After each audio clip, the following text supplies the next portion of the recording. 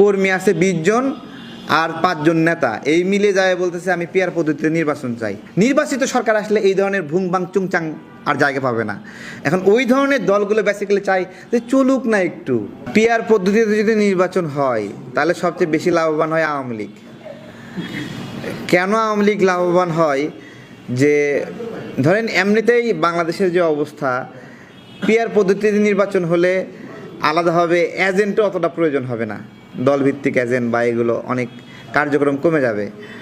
এবং যদি জনপ্রতিনিধি হিসেবে নির্বাচন হয় তাহলে দেখা যাচ্ছে যে আওয়ামী লীগ ধরেন 10টা-15টা আসন পাবে।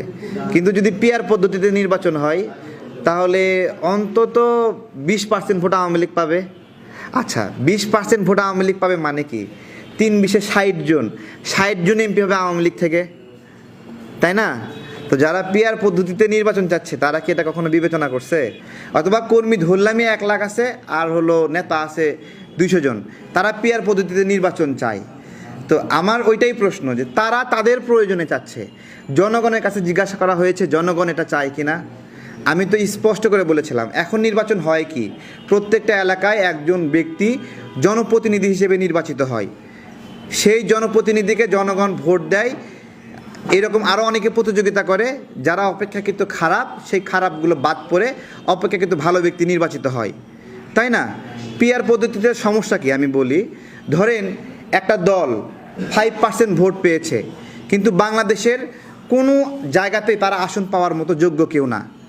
ভালো করে বোঝেন, কিন্তু কোনো জায়গাতেই তারা নির্বাচিত হওয়ার মতো কেউ না, কিন্তু 5% ভোট পেয়েছে। এই 5% ভোট পাওয়া মানে কি? 3-5-15টা সিট পাওয়া।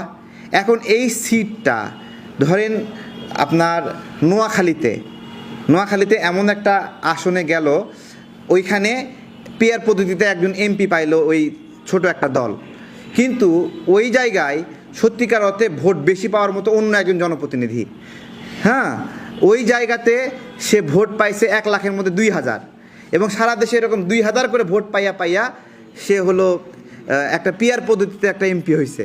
কিন্তু সে তো কোনো এলাকার তাকে এমপি ঘোষণা করতে হবে, তা যে এলাকায় যাবে সে এলাকাতেও সে 2000 ভোট পাইছে ধরেন। এখন ওই এলাকায় যে 1,98,000 ভোট পাইছে, সেই লোকের সাথে বিট দিয়ে ও ওখানে রাজনীতি করবে কিভাবে? আপনি পিয়ার পদ্ধতিতে বানাই দিলেন তাকে একটা এলাকার এমপি, মানে সে তো ওই জায়গার যে প্রভাব প্রতিপত্তি ক্ষমতা, ওই জায়গায় জনগণের যে ভালোবাসা, সেই লোক বাদ দিয়ে পিয়ার পদ্ধতিতে ঝড়ে বক মারার মতো অন্য একজন লোক গিয়ে ওখানে এমপি হচ্ছে, সে ওই এলাকার গিয়ে জনপ্রতিনিধি হবে, তাই তো?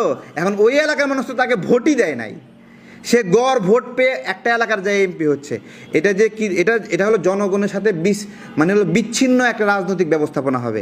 এবং পিয়ার পদ্ধতির মাধ্যমে জনগণের কাছে রাজনৈতিক দলের নেতাদেরকে যেতে হবে না। তারা এখন যেটা হয় যে আমি আমার এলাকায় গিয়ে আমি হলো মানবিক আচরণ করতে বাধ্য, জনগণকে সমীহ করতে বাধ্য।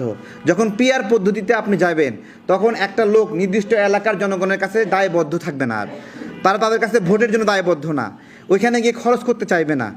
এইটা হলো বড় একটা সংকট তৈরি করবে, জনগণের লস হবে, জনগণের লস। রাজনৈতিক দলগুলো নিজের লাভের জন্য জনগণের এই বিষয়টাকে মানে ভুজুম ভাজুম বোঝাচ্ছে। কি জানেন, যে 1% জনগণ কোনো একটা দলকে ভোট দিছে, তাহলে ওই ভোটের দাম দিতে হবে না?